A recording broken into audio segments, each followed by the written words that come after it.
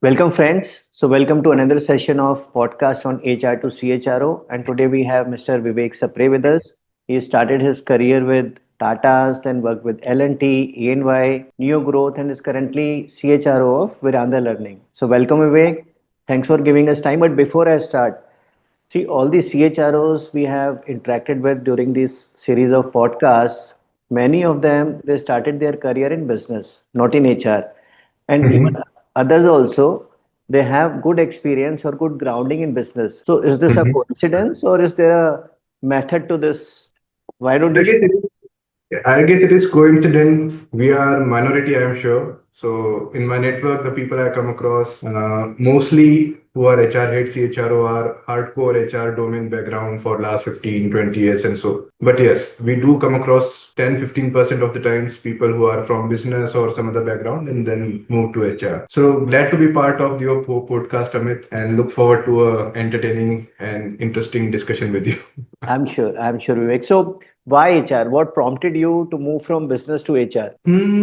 I would say, in fact, when I started my career journey, I was always open to options. Rather than thinking that I have to be HR or something, it was like, okay, I'm open to try hands at different things. I'm okay to take the risk. So pre-MBA, I was into software engineering. Most of us, I think, would be from that background if they had taken engineering in their graduation times. Correct. And then post that, I started post MBA from XLR. I started from marketing, gotten into analytics, then gotten into product and strategy, the names and organizations you have already mentioned upon, and then got into consulting. And that is where, I mean, when I was in product strategy role, I was part of a core team which was doing the restructuring of the organization. And Okay. by virtue of that, we had to look at three things. One was IT restructuring from a loan management system looking for core banking software. Hmm. Second was infrastructure. If you are, say, a NBFC-like setup and you want to be a bank branch kind of a setup, how your infrastructure would change. Hmm. And third was people who are used to do sales of a particular loan, say Hmm. home loan, car loan, SME loan.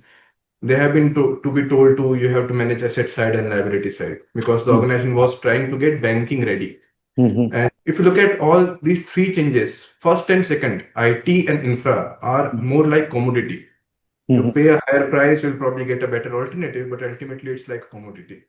While Correct. when you are teaching people that your aspiration, I want to be collections and grow to collections head in my life, suddenly you change that okay, you will be a branch banker and you will be zonal banking, then a regional and whatnot, national banking, right? So that aspiration, what it is in it for me, how to Hmm. enable that journey, Hmm. learning development, incentives, skill gap analysis, right? So all that became core for me for 2 years. And when I was in consulting, the journey continued.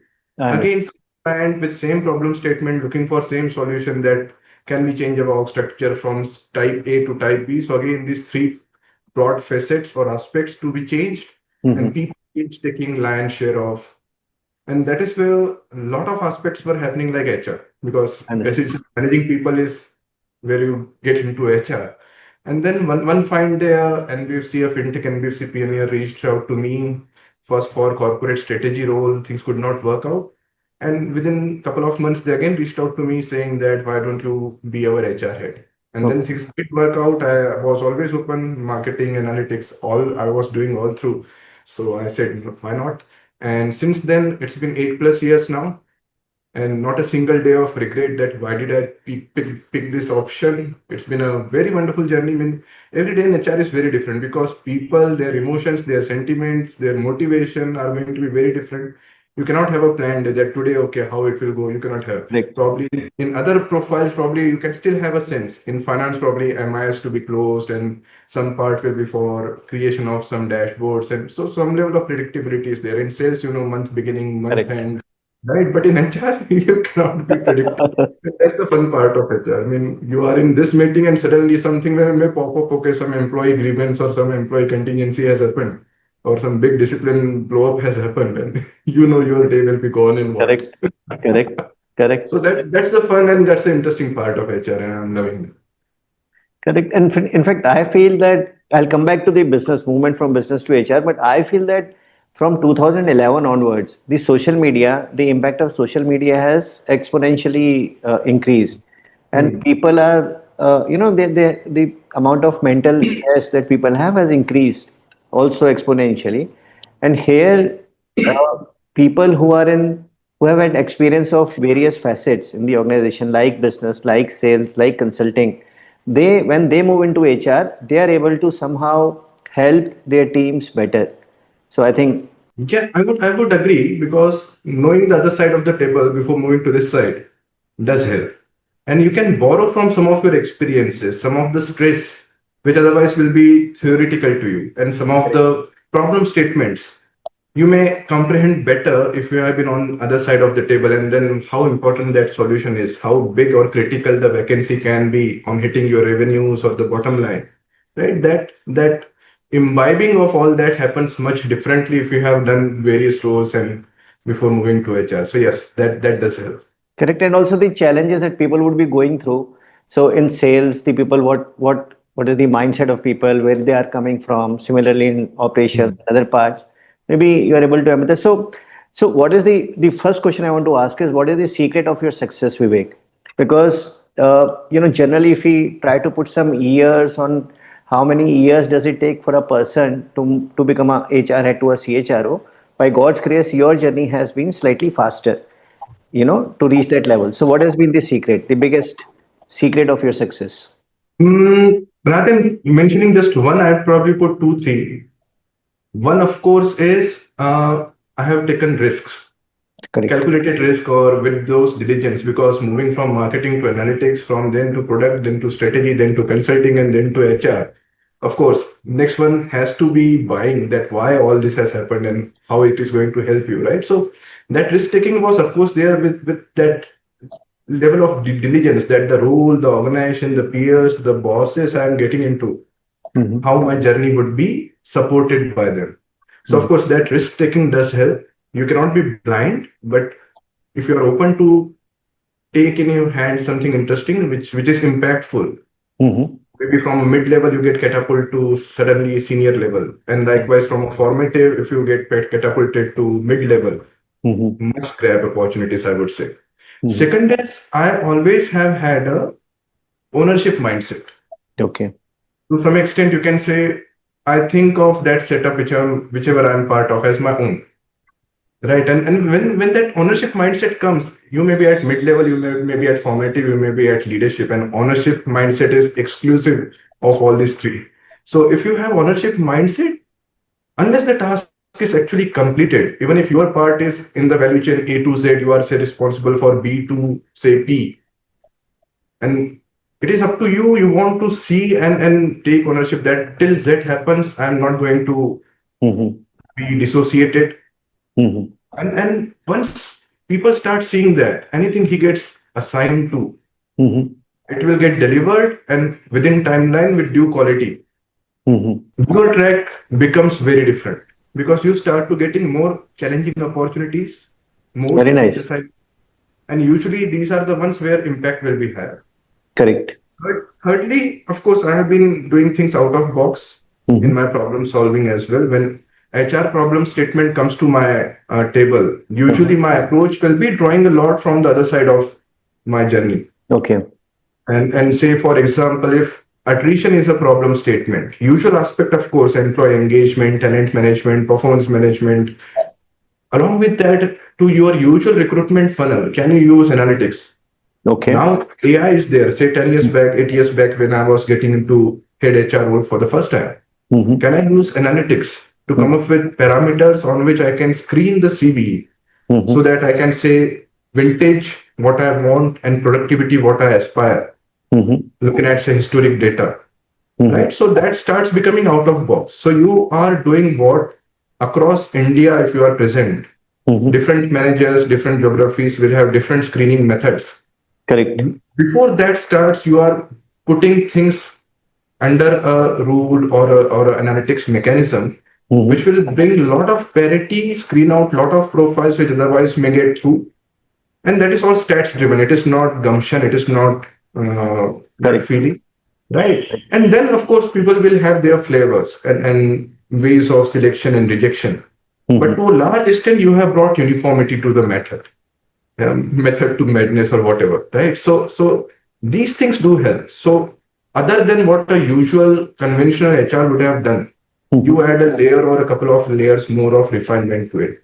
And there are more such examples, but yeah, of course, we have a podcast and No, no, multiple. we would love to see how do people learn.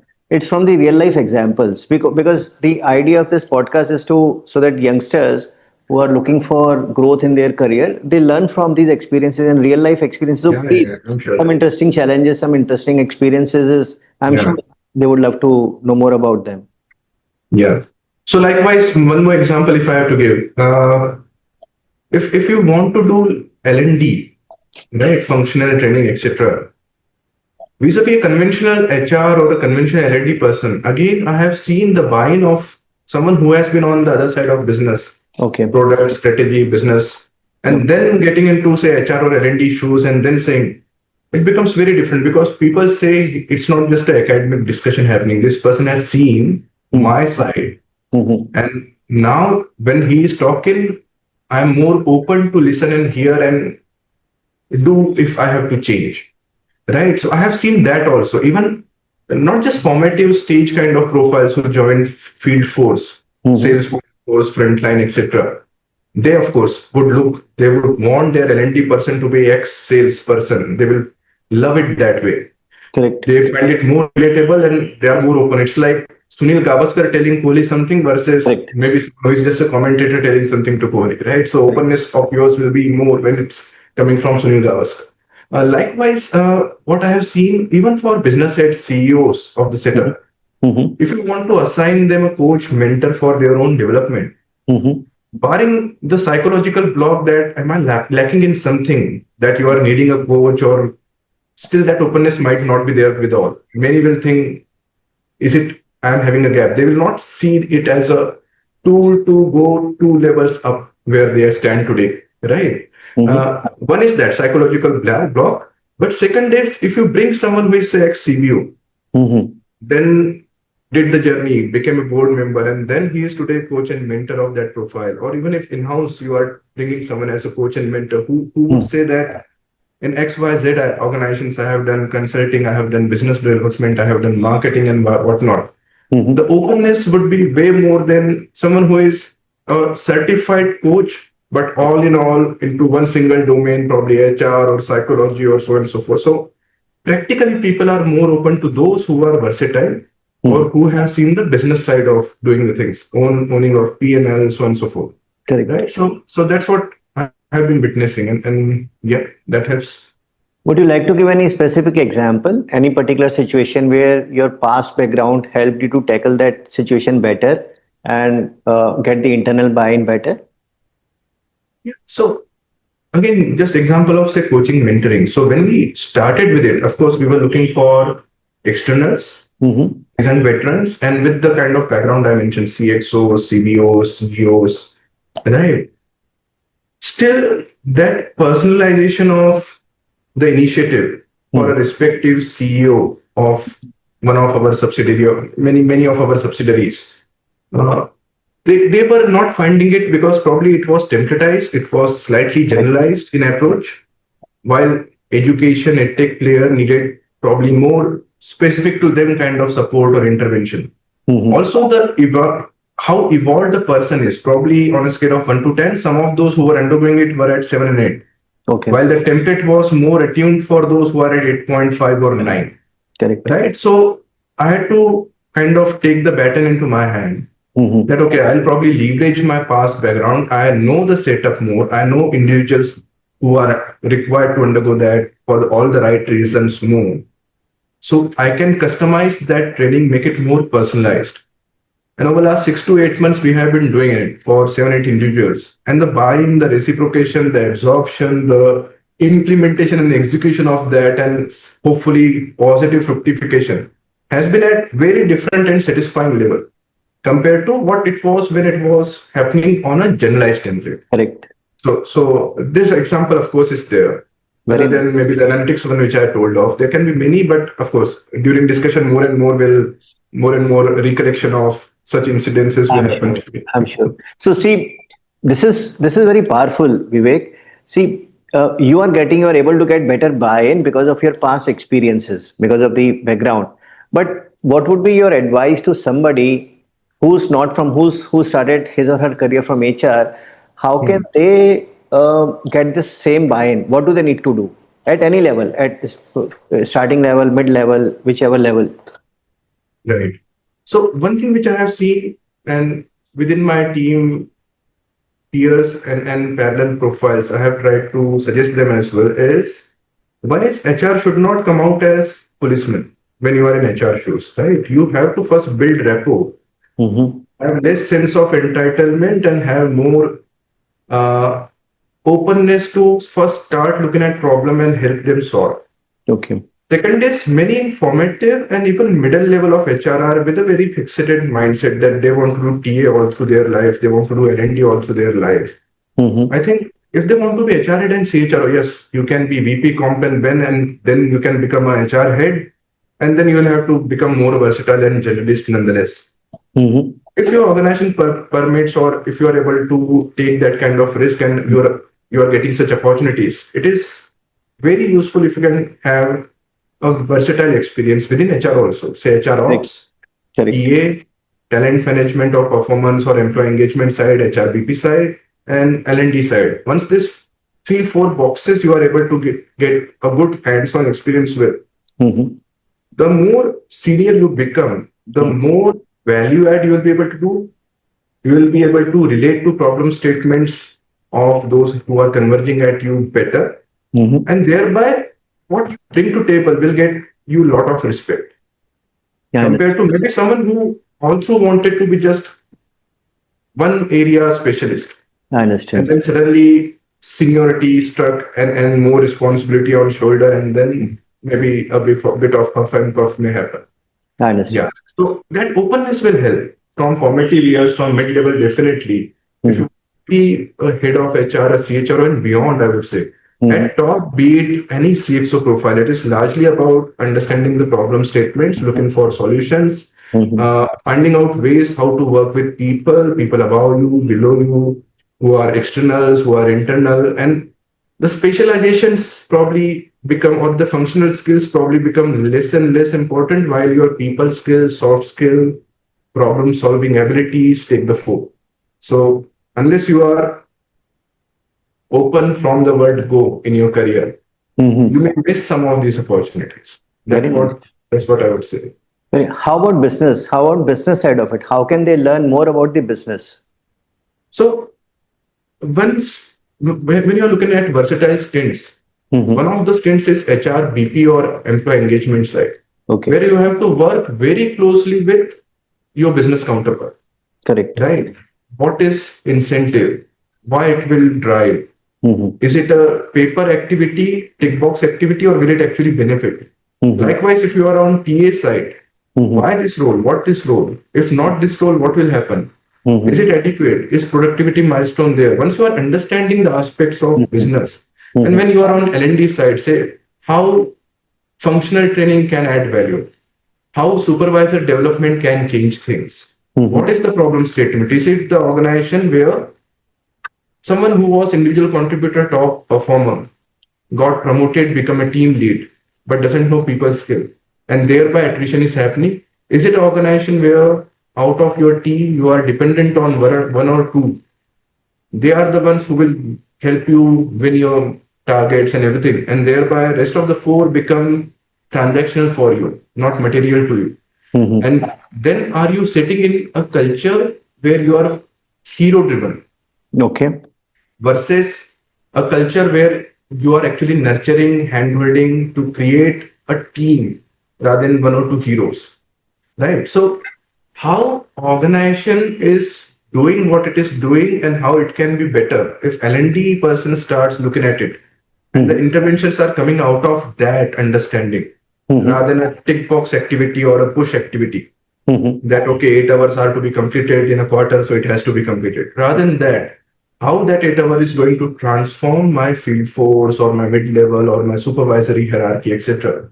Once you start doing any of these roles with this background, your Mm-hmm. understanding of business, your understanding of overall organization, and where we make money, where we are losing money, will be up at par with probably a business head. Even if you are not owning the P&L, You Hmm. will start living the P&L. You will look at your monthly results and quarterly results in a very different light.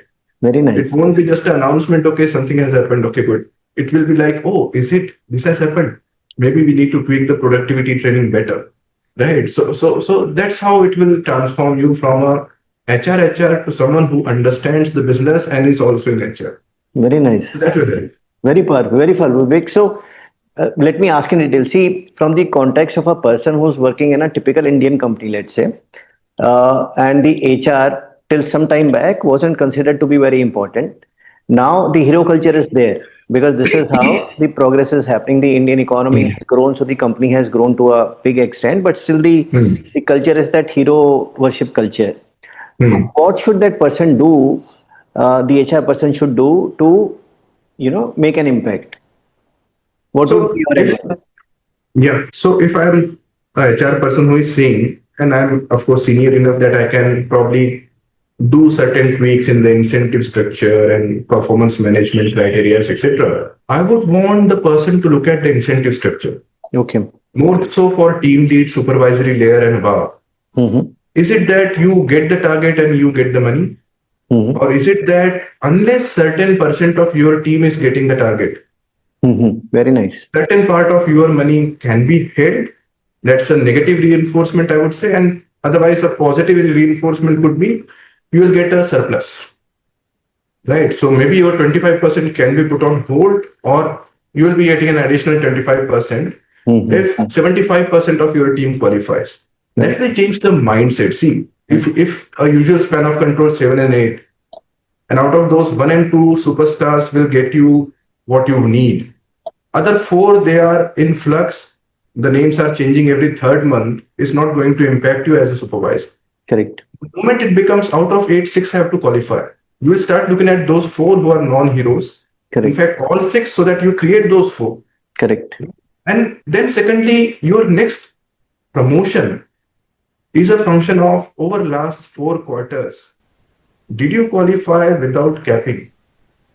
Did you qualify for surplus if that was the criteria? Right? Once these things start falling into place, you are bound to invest in your people skills. Correct. Right? And if L&D enables that, further better.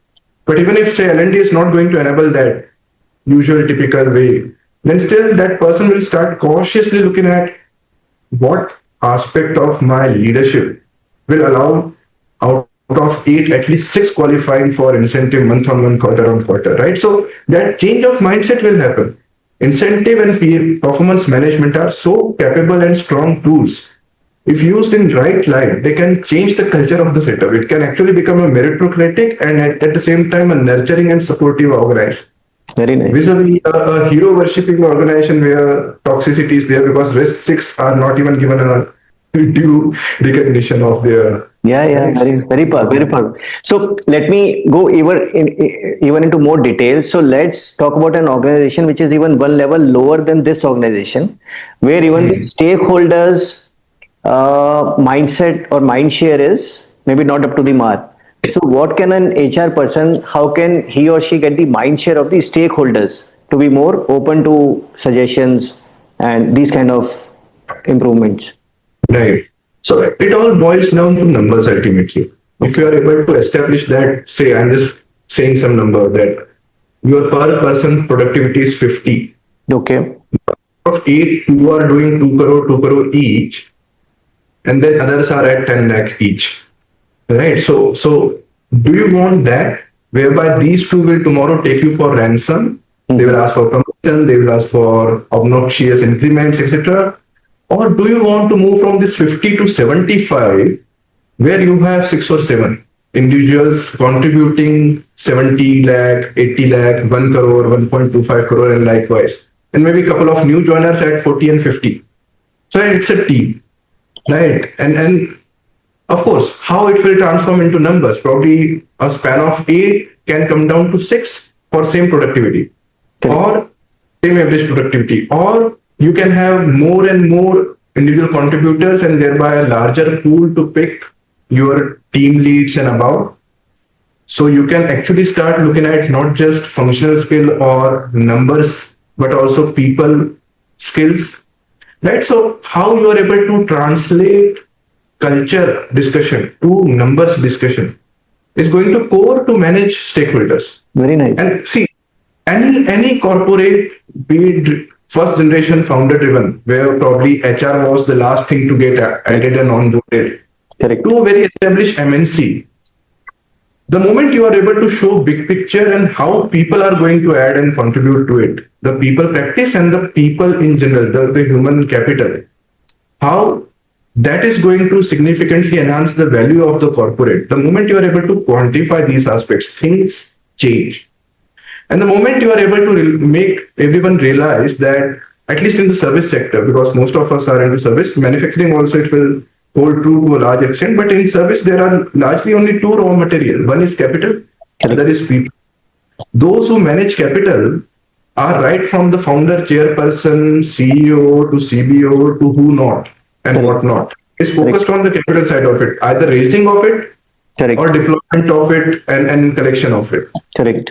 And how many are those who are owning people? Usually the answer will be it's HR job, right? The moment people start realizing right from top that capital and people are going to be 50-50 ingredient for my success, and the intensity and the ferocity we have for capital is there translated into people side of journey also, people side of management also. Probably it is not just HR job, it is right from founder to every function head to every business head and everyone's job, every supervisor's job. The culture and the outcomes will transform manifold in the positive direction. So that discussion is due if the organization is of the type and scale you mentioned of, but it is HR head who has to take that opportunity at the first moment, initiate that discussion, have opinion and views on how HR is actually going to transform that journey, have ideas around it so that the buying happens and then execute. Very perfect. These words are gold. These words are gold, Vivek, because these are real life solutions to the real life problems, and they are so doable. I mean, when I'm listening to you, it sounds so doable and so easy to. I mean, not easy, but implementable. So. How does a person manage his or her time? Because see, going from one setup to another, going from one thing to another, so you have to do a lot of learning, and there is also a pressure to excel. So it's on the job. You're running on the job, and you have to run fast also, and you have to show it to others that you are. So it's not easy, and doing that like you did so many times. How can a person manage his or her time to be able to do it judiciously? So time management, a very basic framework which many of us would be knowing, and I thoroughly follow it. And also about management of my team. So I'll start with the team management, my direct reports if I have to, right? So you have to have those who can be empowered, and then you can almost forget those with that ownership mindset. Right. So you have to have, if you are at top, unless from a span of control of 5, 8, whatever you have, at least 30-40% are like that, you are going to be in trouble because you will be doing one level, two level down what you should be doing. Right. And if you don't have, it's a startup setup, it's a new setup, you don't have that luxury. Probably you need to invest into those who have ownership mindset, even in their formative or mid stage if they have. And it cannot be taught beyond the point. It can be with a person who is even in the fresher level hiring and join the organization, right? Or it may not be even in a CX. Correct. So engage people who are with ownership mindset, start giving them more empowerment. Of course, upskill them, reskill them if they are falling short on some of the functional requirements, right? That is one very important aspect. Many a times what happens is, as you grow, the tendency to do what you were doing 2 years back, 3 years back remains. Correct. A marketing person will keep on looking at leaflet with such a close. Now you are CMO, sir. You Correct. don't have to look at leaflet. There are other marketing managers. Let them do that, right?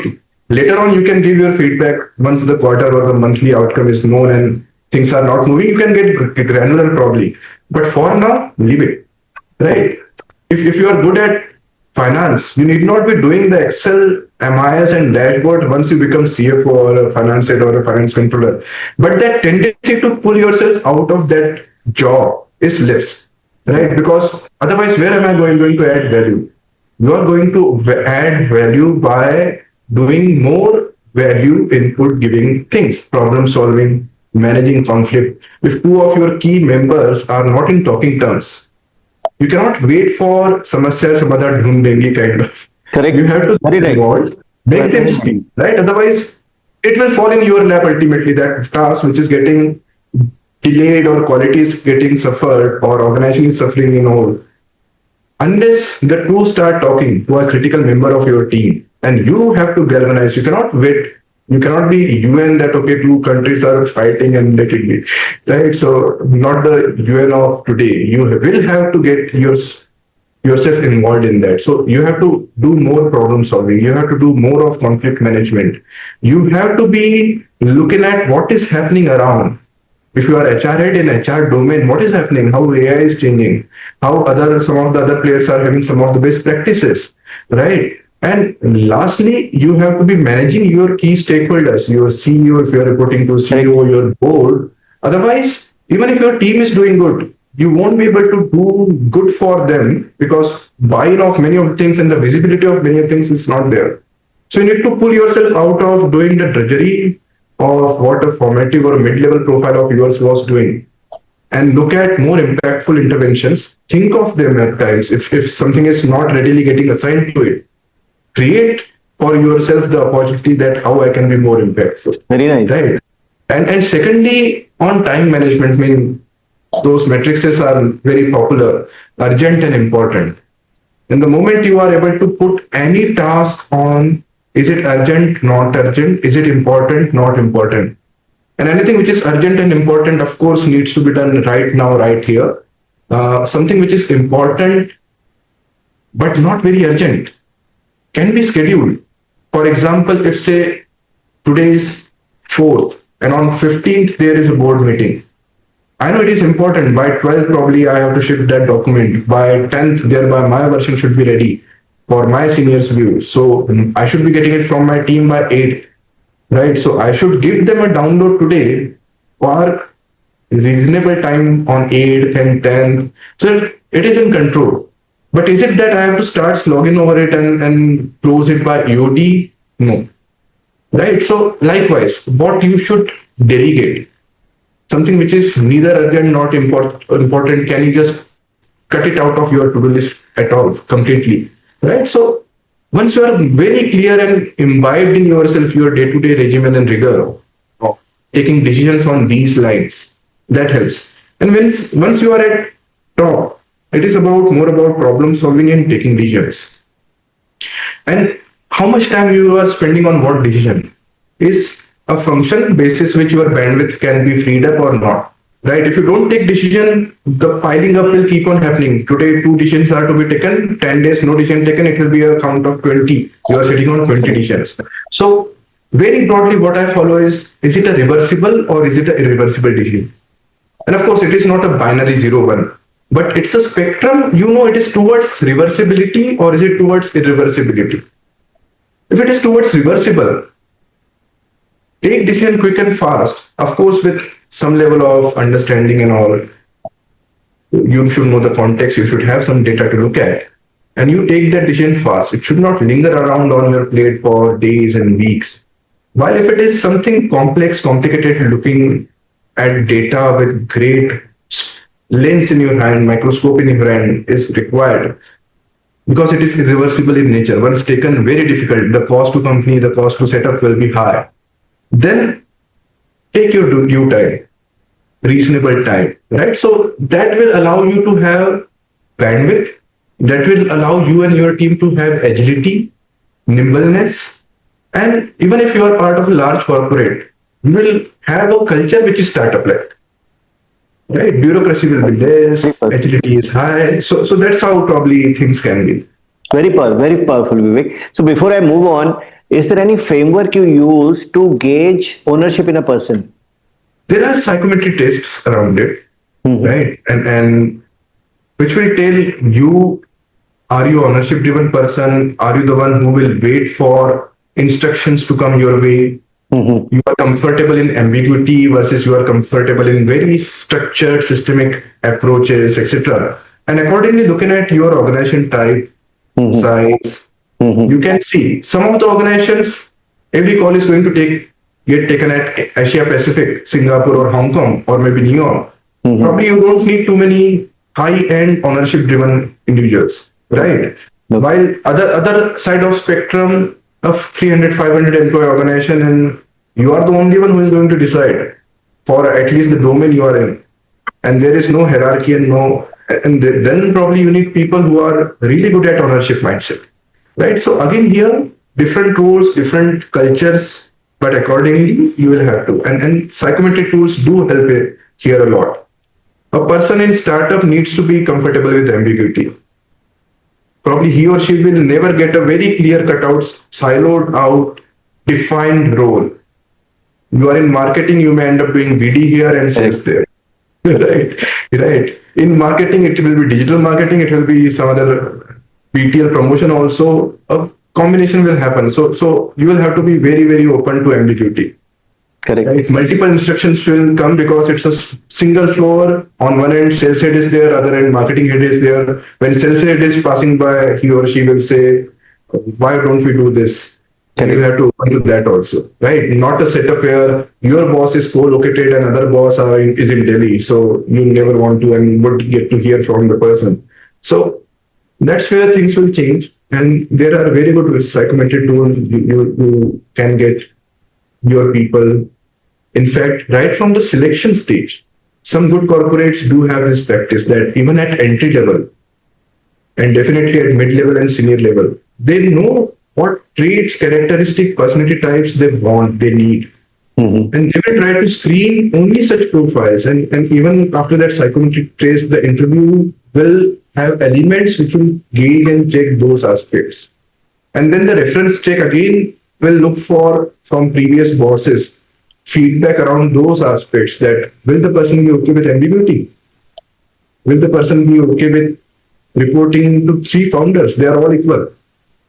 Right. So it is not easy for all to report to three bosses. Correct. That's all. So these are pearls of wisdom, Vivek, and I'm sure going ahead, if you, I mean, the kind of experience and it's so powerful to be shared with people, not only on this platform that we are using. There could be other platforms also, and I would strongly urge you to look into that. How do you think? How do you manage to think? So how do you plan? So these are very complex decisions that we are talking about. So is there a method that before, at the end of the day, you plan, on a Sunday you plan, on a weekend you plan, or how do you think about it? Because Mhm. it requires time to even think and plan. So usually I spend my Sunday evening and for some reason otherwise Monday morning Okay. to structure my week. And usually I will have my goalpost for at least a year ahead. That over course of the year I want to do this largely for my setup. This is doable in this quarter, this is doable in that quarter. It will take 9 months, it will take 12 months.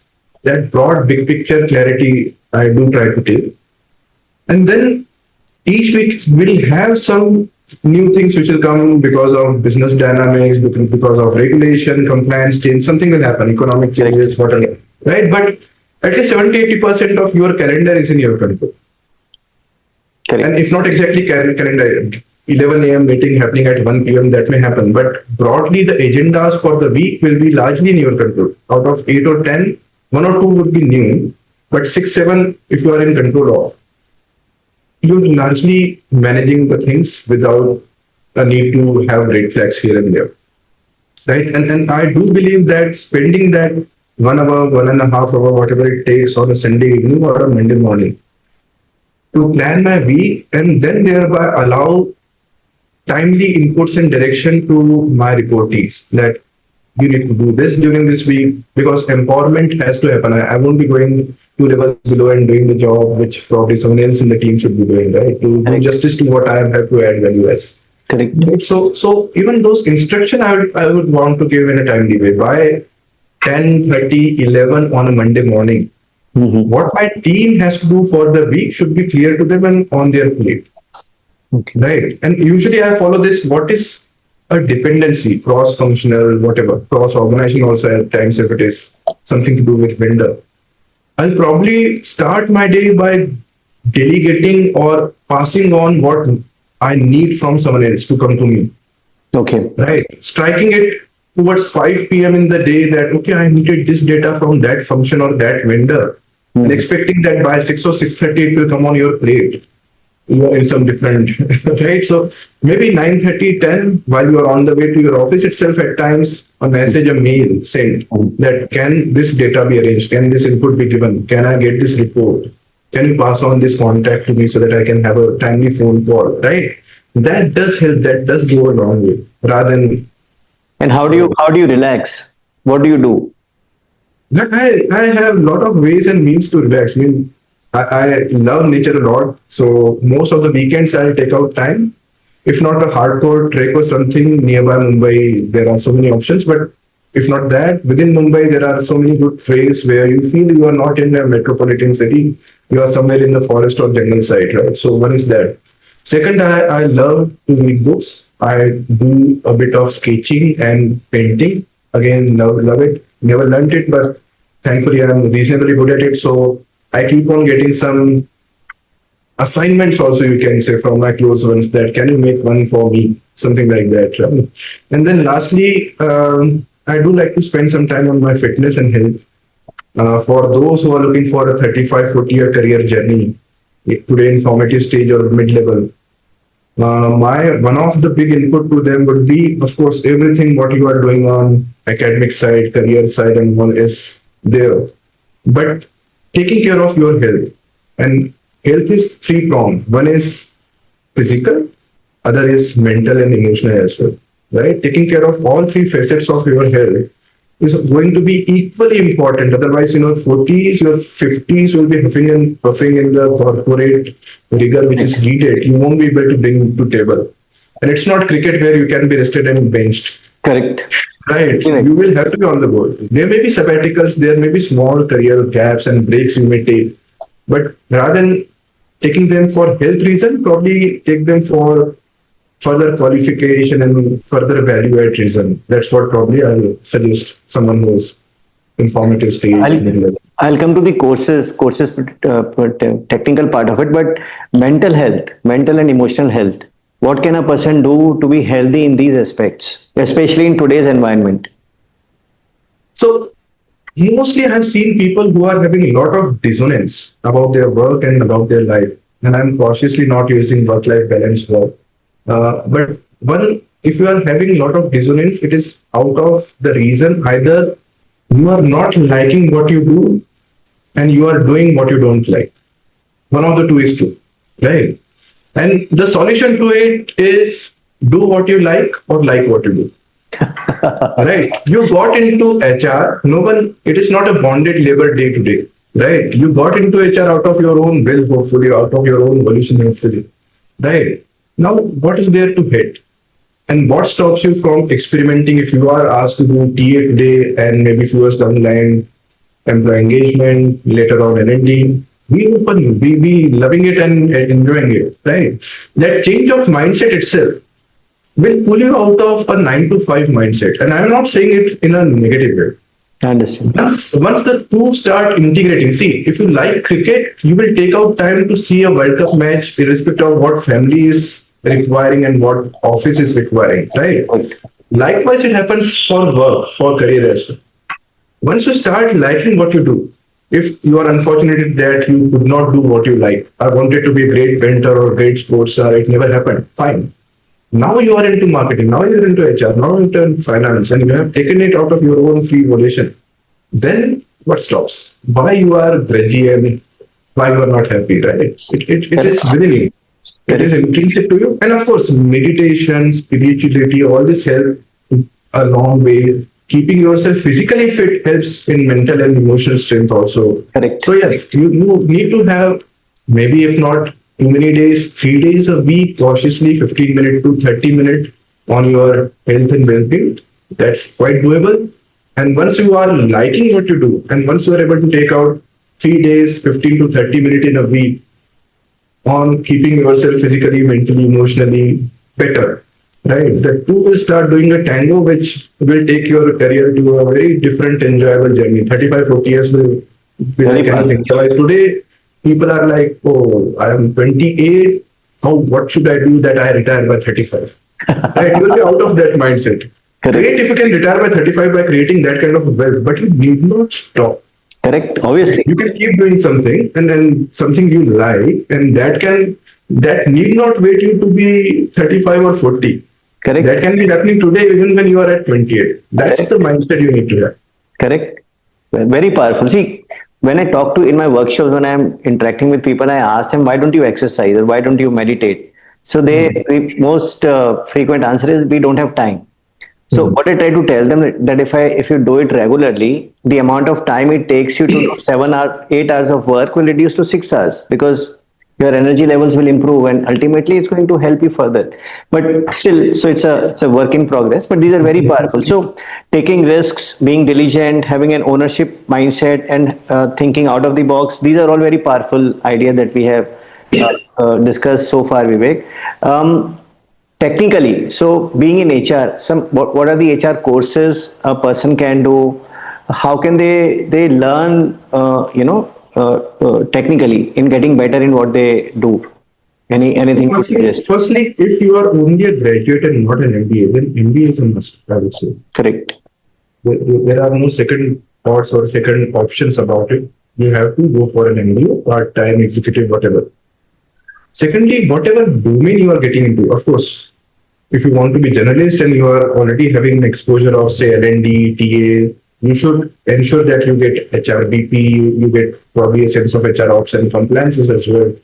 You ask for those roles, you ask for those rotations, those opportunities, or at least the project exposure.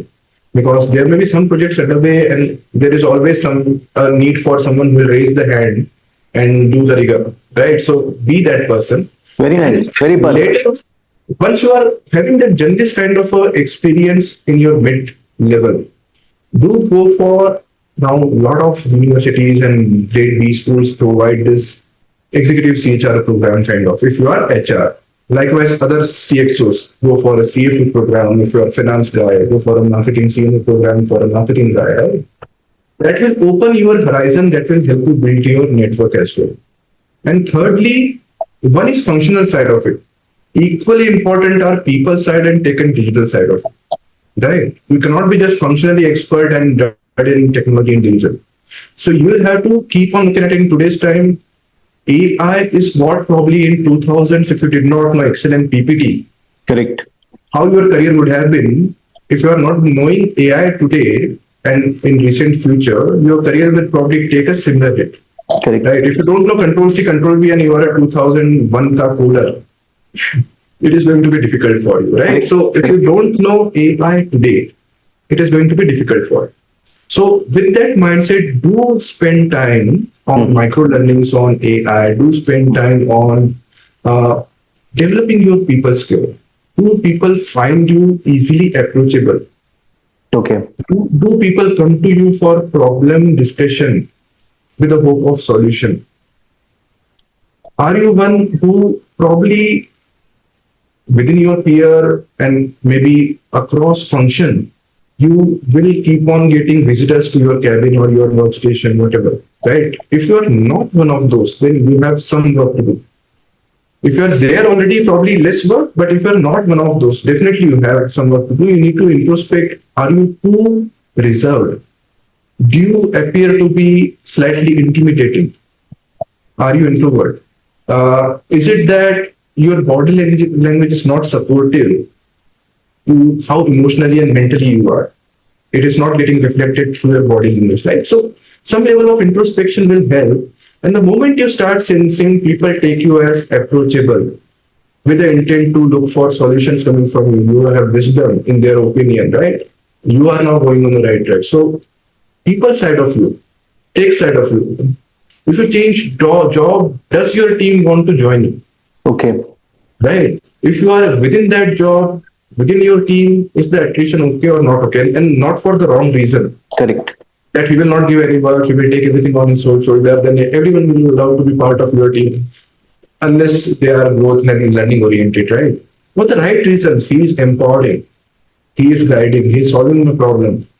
And whenever a stern message is given, that is basis some data and some positive constructive feedback is coming by. So I'm again learning and growing. Unless you are seen as that kind of leader, you have work cut out. So tech and digital and people's side of yours has to be equally invested. It's not just a good CHRO certification, a good comp and ben certification if you are comp and ben expert aspiring will help. You'll have to keep on looking at this. And one area which many miss out upon is building your network within your domain. Very nice. Outside your company, are you connected? Are you part of WhatsApp groups? If you are at mid-level TA person, are you part of some WhatsApp group where there are 40 TA other profiles, right, from different companies?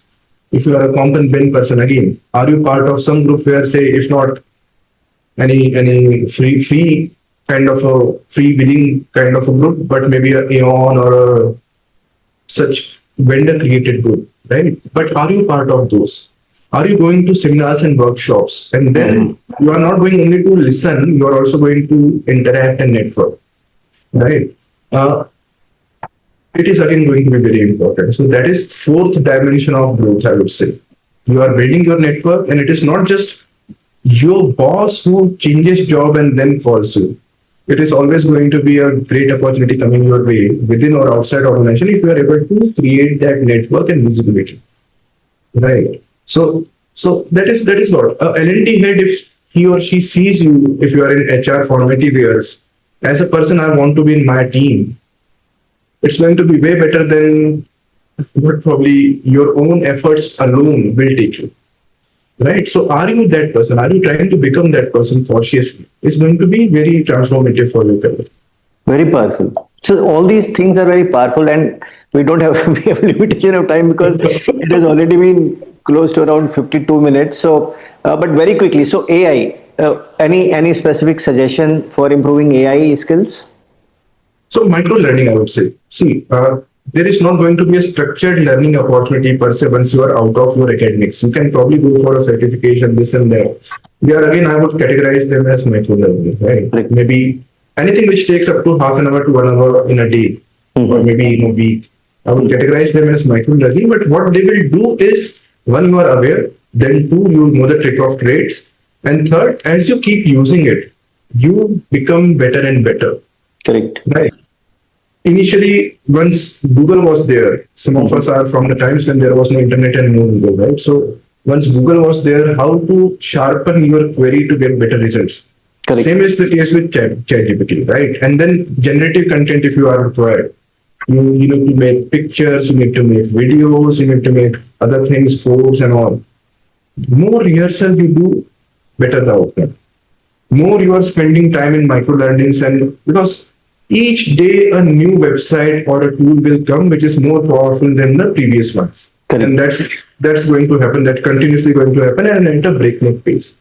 So rather than having a fear of missing out and doing nothing, be cautiously doing something. Correct. That okay, this week I want to learn how I can create images, powerful images out of here. Very nice. Next week my target is going to be generating video, small 10-minute, 10-second videos. Very nice. Whatever I want to, right? It can be some bhajan, some god, something, anything, whatever you like. But are you honing yourself, your skills on AI? And slowly try to bring it towards your role. If you are a TA person, how AI is enabling TA better. If you are an L&D person, how it is influenced by AI. Are you able to give personalized learning? Is your software, in-house software, capable of that elements? If not, are there alternatives in the market? If cost is a constraint, are there alternatives in the market who are frugal and yet meeting the objective? Right. The moment you are into that kind of exploratory mode day in, day out, or week in, week out, you of course will be able to leverage AI. You will be amongst the first movers, if not, and that will help you. Because again, it is going to be, if not you, your peers will start using it better than you. And then in spite of you being very good at what you do, they will be able to do it at better productivity and better quality. And thereby you will get left behind. Correct. So why leave that chance? Why leave it to chance, right? Very quickly, something on networking. So how can a person plan to attend those workshops and events? An HR person. Yeah. So one is many of them happen on webinars. Mm-hmm. They may not be most effective way to network, but usually price point wise, most of them are for free. Right? That starts opening your horizon. You start knowing people directly, indirectly. You can then add them to your social media. It could be LinkedIn, other platforms, right? And doing some initial level interaction, you can get onboarded to some of the groups, could be WhatsApp group and so on and so forth. Once you start networking with those initial level webinar kind of, because not every time you will come across opportunity where your organization is okay to sponsor that 5, 10, 20K entry fees to a reasonably good workshop or seminar. So initial way of building network using social media, attending some of the webinars which are for free, of course, reaching out to your network, your school, your college friends, your bosses, ex-bosses by that, and some of your ex-peers. Need not be only HR for that matters, right? You can go outside. And then start looking at in-person opportunities where organization, if unable to sponsor you, are there some free opportunities? Can you be, if organization is having a standee or a stall putter, can you be one who is manning it? Very nice. Right, volunteers are always needed. Can you be volunteer? Then it is not a 20K cost price it is getting tagged to. But you can very well be there for networking. If your stall is good and you are a good seller of your concept, even though you may be an HR, right? You can of course leverage that opportunity to interact with 50 more people, exchange cards. Lunch and dinner are again great opportunities to do all that. So yeah, there are always ways of doing. Where there's a will, there is a way is what the proverb is. So it's again part of your out of the box thinking. These are very innovative ideas, Vivek. So many out of, I mean, imagining, I never imagined an HR person would be giving these kind of salo ideas because I would call them. So in my formative years, I used to go to exhibition and man the stall Very nice. and sell the product or sell the calendar or whatnot, right? Sell the T-shirt or whatnot, merchandise, branding, whatever. And that used to give me a lot of opportunity to interact with so many different set of people, Yeah. not just Indian, foreign delegates as well. Otherwise, how will you get an access to them? Very So, nice. where's there a will, there's a way. All right. So to the last three questions, one question we have you have shared so many pearls of wisdom, but anything more you would want to address to the young HR professionals? One very important aspect is, I would say, when you are networking and beyond that also, one should look for being a good mentor, right? And it can be your ex-boss, it can be someone you come across in these workshops and seminars, it can be one of your current boss also, right? Need not be that all the current bosses are going to be difficult people for you, right? It's up to you how you are able to build a rapport. You cannot change your boss, but you can probably change yourself. Correct. Right. So getting a mentor in formative years and if not formative mid-level is going to be very, very powerful tool for you to avoid some of the mistakes otherwise you will make. Correct. And that will change the track how you go, right? Take cricket for example. Why so many cricketers used to come from Mumbai? Because the mentors they used to get Correct. in their initial days are connected, are I would say able to influence, and as well they are very skilled in the job. Correct. Vis-a-vis a Dhoni-like story happening once in a decade or once in 20 years, right? Why so many will come from? Why Yashasvi and so many, right? So why they are coming from? It's because mentor matters. Second thing, if I were to say, would be get visibility by getting maybe stretch assignment, by sharing your opinion and views in the forums, meetings, etc. Get visibility. It's a double-edged sword. If you are not good at expressing what you are expressing, right, it can backfire. Getting visibility by doing a fireside chat of a senior, right, volunteering for it. If you are not a good anchor, it will backfire, of course. You have to prepare for it, but try to get those opportunities, right? I'm so lucky to have hosted so many great individuals in fireside chats. But when you are in that forum, other 1,500 people are seeing you along with that person of that stature. Your also name will probably get recollected and will stay in the mind of people who matter, right? So getting that visibility and preparing for it so that it is not a flunked opportunity, it is an opportunity that you are able to encash. And one very important aspect of as you grow, remain respectful and grounded. Very nice. Success should not hit your head hard. Right? You remaining respectful and grounded, and for that again, going to the seminars, workshop, doing this fireside chat, and meeting very successful stalwarts and seeing how grounded they are will avoid that functional head level success or a organization level success getting into your head, and that will ensure your career doesn't stall. You continue to grow. Right? So probably these three. I think raising your hand for stretch assignments itself is very powerful Yes. because that will help you get so much visibility and improve your learning. Okay, quickly, mid-level. Anything else you would like to add to whatever you have shared so far for mid-level people?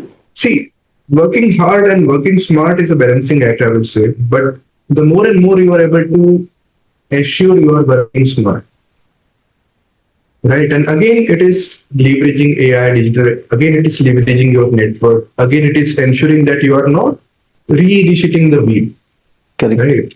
Right. So that is where all these things will come to play. You are able to empower your team and delegate better. Will give you bandwidth to do more valuable job, add more value.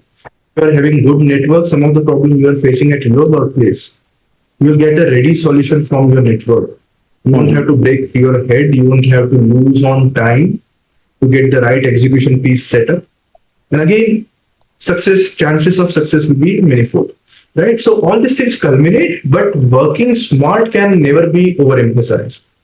Right? Working hard, there is no shortcut. But working smart, if you are able to inculcate that in your way of doing things, your mid-management to top management journey is going to be real faster. Very right. Very powerful. Very powerful, Vivek. So we come to an end. I feel like we can talk for even half an hour more.